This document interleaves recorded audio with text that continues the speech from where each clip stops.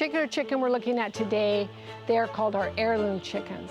And it's a cross between our white chicken and our brown chicken, so the breasts were a little larger.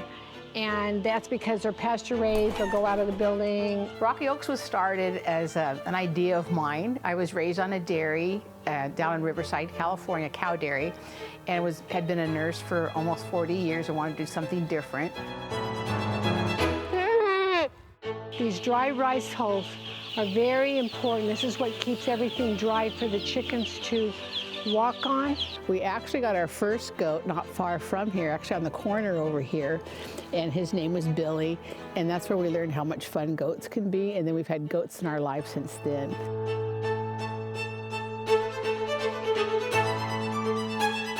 What's real exciting is when we travel and I go in a restaurant and I see our name on the menu, the chefs love us. Our ladies will go through this within a couple of hours. I've always been an animal lover. Dogs were probably our first love.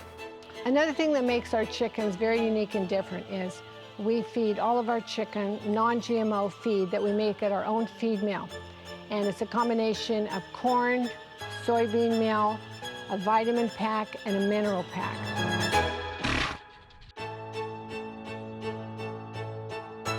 We have one who likes to open the locks. That's Trisha.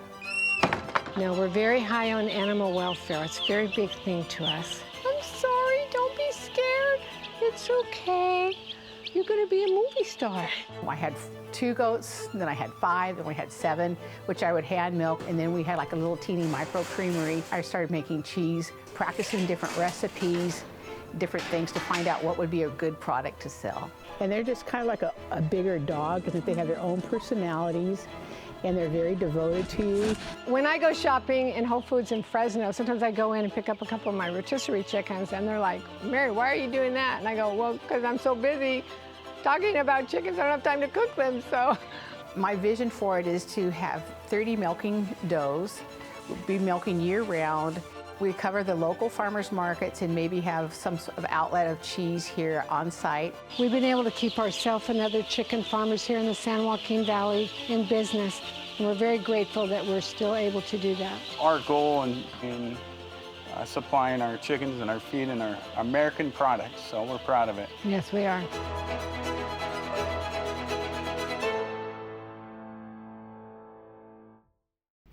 Production funding for American Grown, My Job Depends on Ag, provided by James G. Parker Insurance Associates, insuring and protecting agribusiness for over 40 years. By Garv Bennett, the growing experts in water, irrigation, nutrition, and crop care advice and products. We help growers feed the world. By Golden State Farm Credit, building relationships with rural America by providing ag financial services. By Brandt, Professional Agriculture, proudly supporting the heroes that work hard to feed a hungry world every day. By Unwired Broadband, today's internet for rural Central California, keeping Valley agriculture connected since 2003. By Hodges Electric, proudly serving the Central Valley since 1979.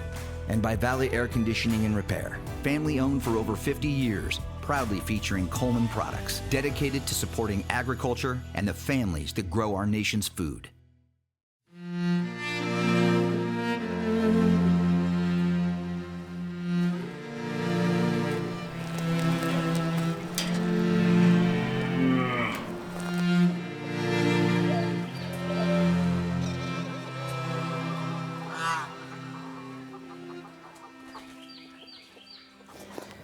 I grew up on a dairy down in Riverside, California. It was a cow dairy, and we never were involved in the milking, but we did a lot of the feeding. We drove trucks out and helped with feeding, things like that. And then we always would go visit my grandma out in the barn on Saturday mornings. She would then fix us breakfast, and we would watch TV, which we thought was a great time. But I would still remember her pulling that big old hose, washing things down, so they came from a big work ethic. Dad's family had been in a dairy business since he was a small child, and he and his brothers actually ran most of it. I chose goats over cows in that they're smaller and they're easier to handle for women. Goats are sometimes known as the cattle of women because of the size of them and women being able to handle them more than cows.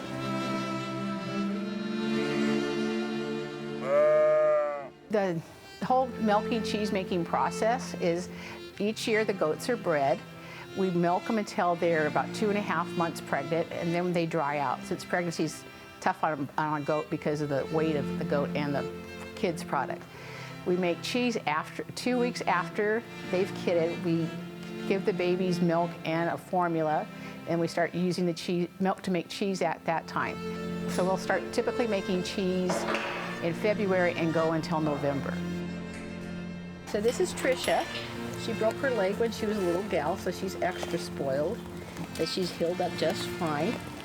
Typically, she's pregnant. We'll be kidding in February. She's pregnant with probably 2-3 kids. Kids usually weigh 6 to 7 pounds each, where the goat itself will probably weigh like 150. So that's why you are drying the goats out, so that they can focus on healthy kids and not milk production during dry season. Rocky Oaks has Nubian goats. We've chosen Nubians because of the high butter fat that they have, which is excellent for cheese making. They don't make as much milk, and they're not as great as moms as some other breeds of goat, but their milk is really wonderful. So here at Rocky Oaks, we have livestock guardians. There's our coyotes that do come around. The thing you worry about with your goats is you want to keep them safe. In an area like ours, there can be other dogs that come onto the place or coyotes. So our livestock guardians stay with the goats. It's very interesting during kidding season. Every time a goat kids, they're excited about the new babies coming part of it. They know who's in the herd and will protect it. Blake and Barbara are our 2 guardians. Blake takes care of the outside, Barb's inside with the goats. Our pets for guardians are our donkeys, who are Ozzy and Harry, and we also have Orlando, who's our pet steer. He's bottle fed, so he's very tame. We used to be able to carry him. We became Rocky Oaks Goat Creamery because of our house. Actually, there's lots of rocks, and then we had a lot of oak trees where our house is, and then we had the goats. We're a creamery because we make a dairy product rather than a farm, since we really don't grow anything. So we became Rocky Oaks Goat Creamery.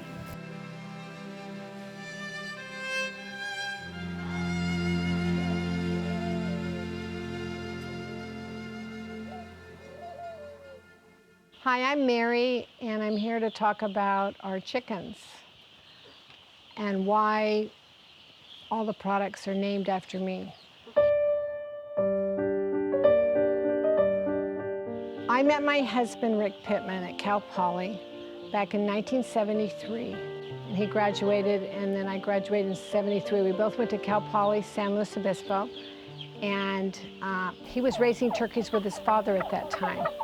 So in the 90s, he realized, wow, we've got to do something to stay in the turkey business, because one by one, the processors were leaving California.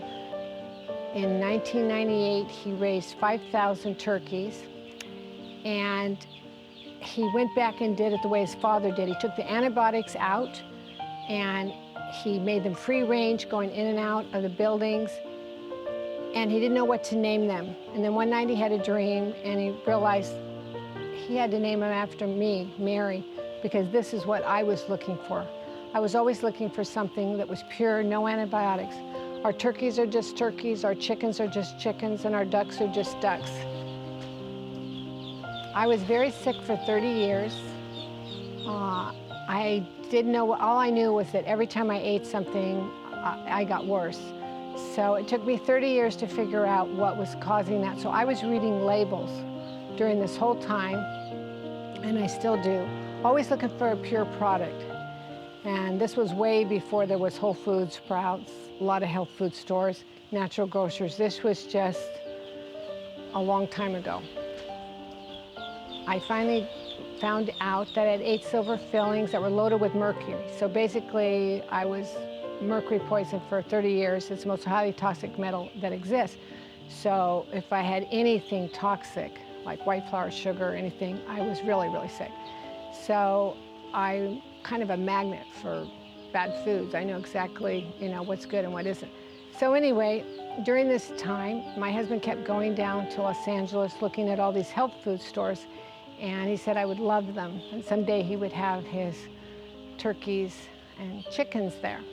So that's how we came about with the products being named after me. So you were being forced out of business because all of the processors were leaving California? Yes, they were all leaving California, and it was down to just one. And we never knew what we were going to be paid for the turkeys. And we just knew that they were gradually adding on their own farms. And so we knew that we were being pushed out. So we knew we had to get a process. My husband decided, I'm just going to risk everything, get a processing plant. I'm either going to go out with a boom or I'm going to make it. And so we were about 3 months away from closing our doors when Whole Foods found us. Went over to Cal Poly, asked a professor that my son David had just had and my husband had had 20 years before, do you know anybody that does turkeys and chickens? And he said, yeah, you got to talk to the Pittman family. The dad does the turkeys and the son does the chickens. And so that's what we did. We started gradually putting our chickens in Whole Foods in Los Angeles, which is their testing grounds for the United States, and we've been with them the last 20 years.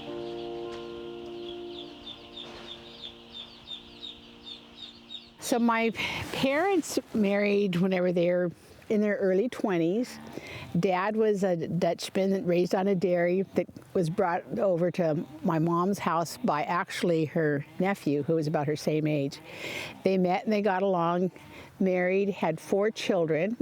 So Dad was the quiet Dutchman, which is why I make a Gouda, because it's a Dutch style cheese, and we coat it in red wax, which is traditionally for the Dutch cheese. Mom being Spanish, Manchego is a Spanish style of cheese, which Mom was all Spanish. Actually, she started school speaking Spanish, and she loved red wine, so that's why we soak it in. Our Manchego is soaked in a red wine. It's to honor my heritage of my parents.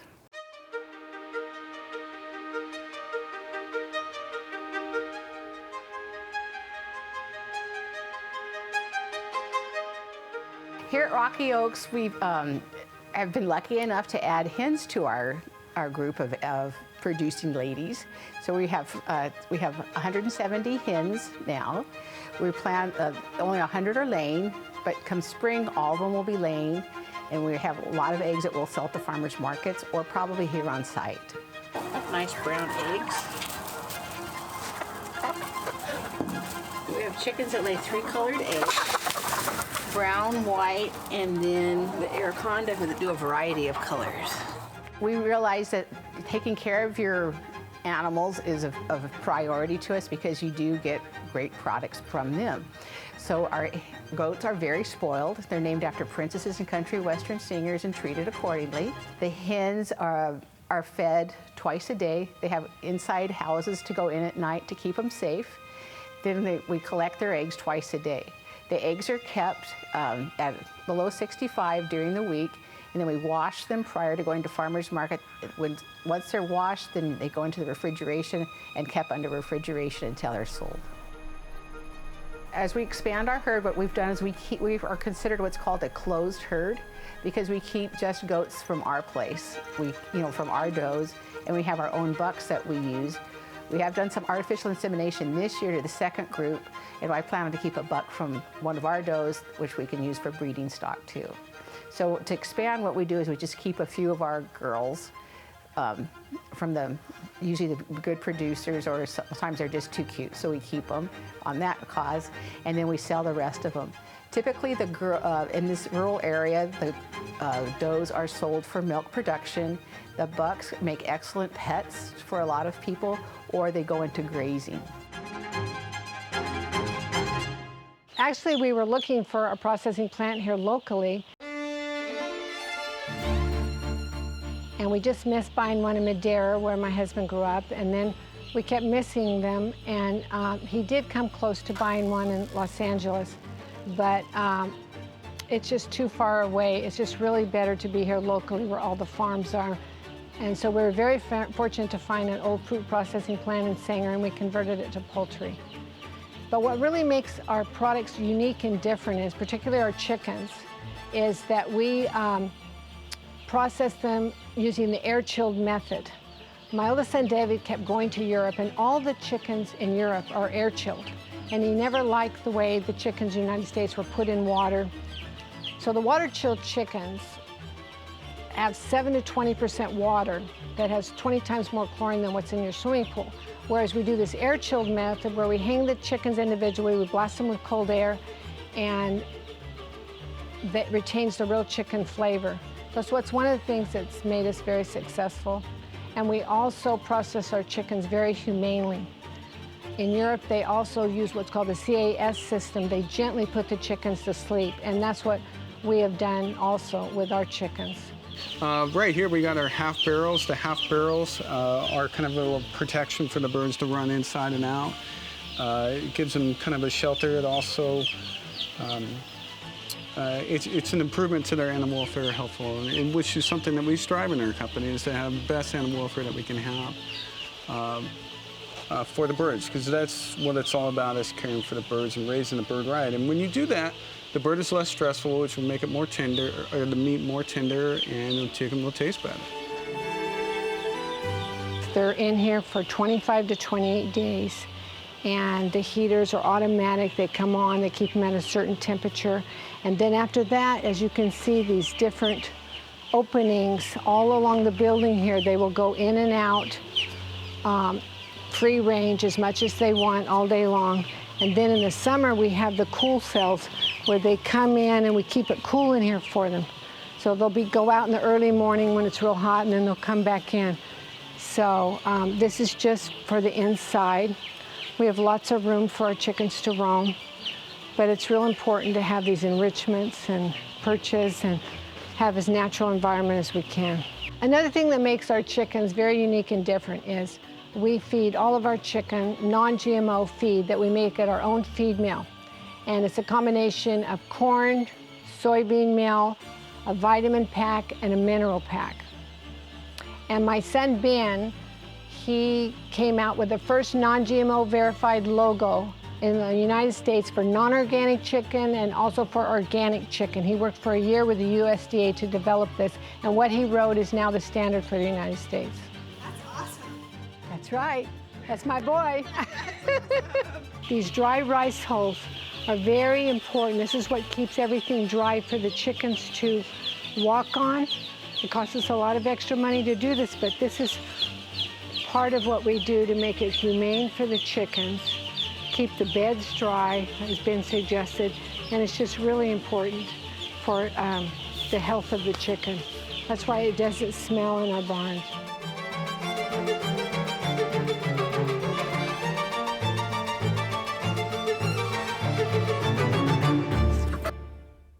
Goat cycle is that they come into heat every 21 days, and it's usually about during the fall. They're very traditional in what they're very seasonal. So they start coming into heat in the fall. We try and breed as early as you can so that you can have the production. And then they're pregnant for 5 months, so they'll kid in January.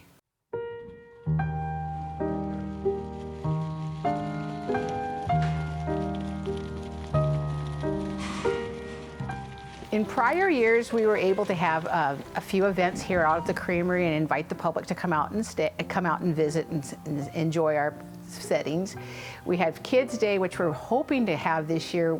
Even if with COVID, we're going to try and figure out something that's socially distancing correct that we can have people out to see.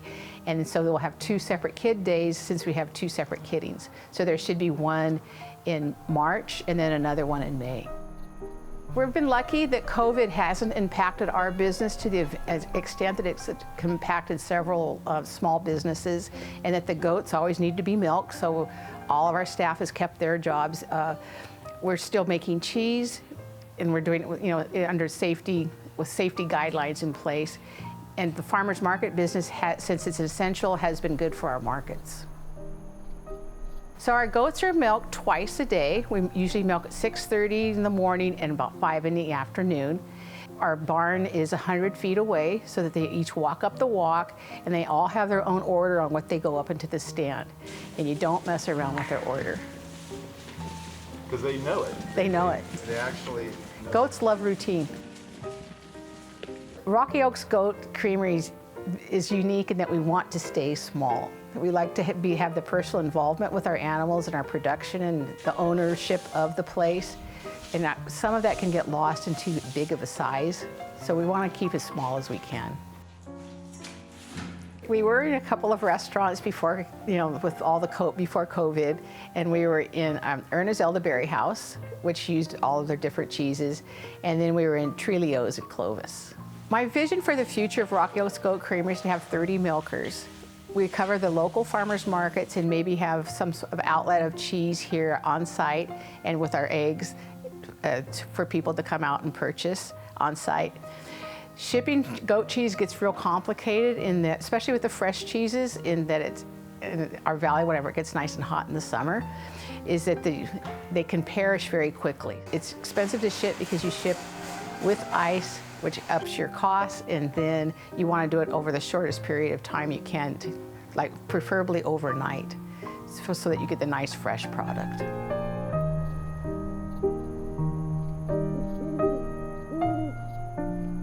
Yeah, these heirloom chickens, they are becoming more and more popular because they are a slower growing bird.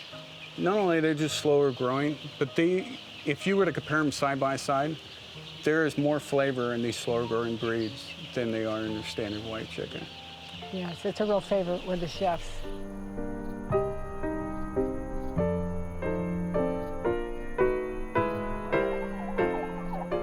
Basically my husband's father started turkeys in 1954, and then he continued on with it.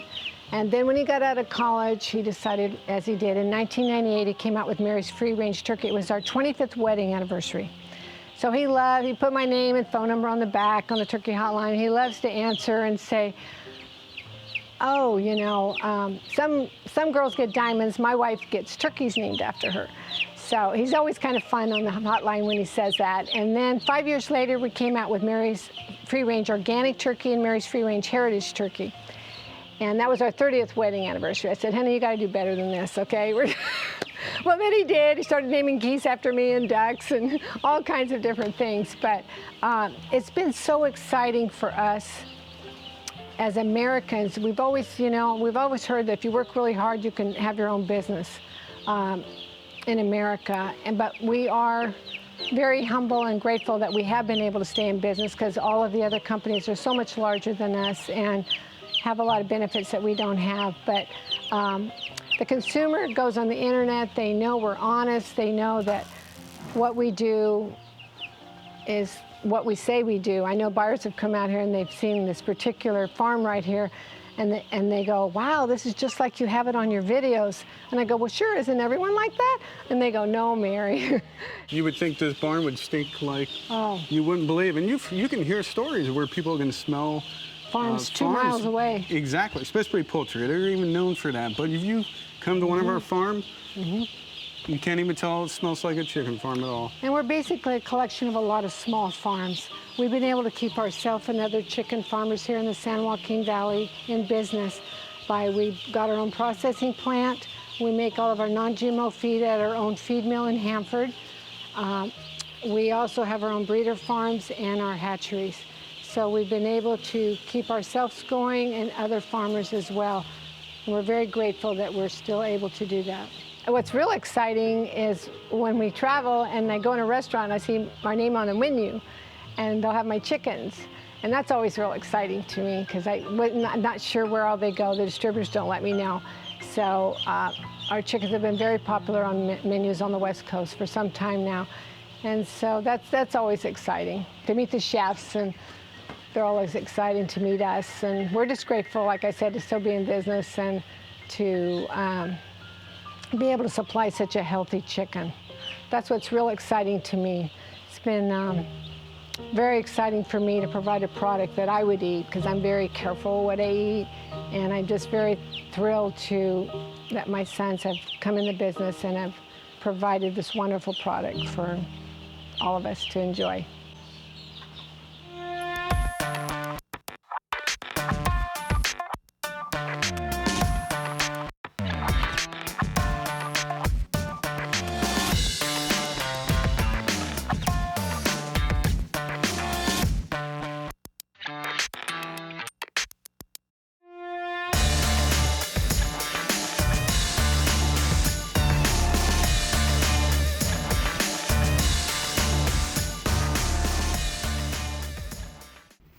Production funding for American Grown, My Job Depends on Ag, provided by James G. Parker Insurance Associates, insuring and protecting agribusiness for over 40 years. By Garv Bennett, the growing experts in water, irrigation, nutrition, and crop care advice and products. We help growers feed the world. By Golden State Farm Credit, building relationships with rural America by providing ag financial services. By Brandt, professional agriculture, proudly supporting the heroes that work hard to feed a hungry world every day. By Unwired Broadband, today's internet for rural Central California, keeping Valley agriculture connected since 2003. By Hodges Electric, proudly serving the Central Valley since 1979. And by Valley Air Conditioning and Repair, family owned for over 50 years, proudly featuring Coleman products, dedicated to supporting agriculture and the families that grow our nation's food.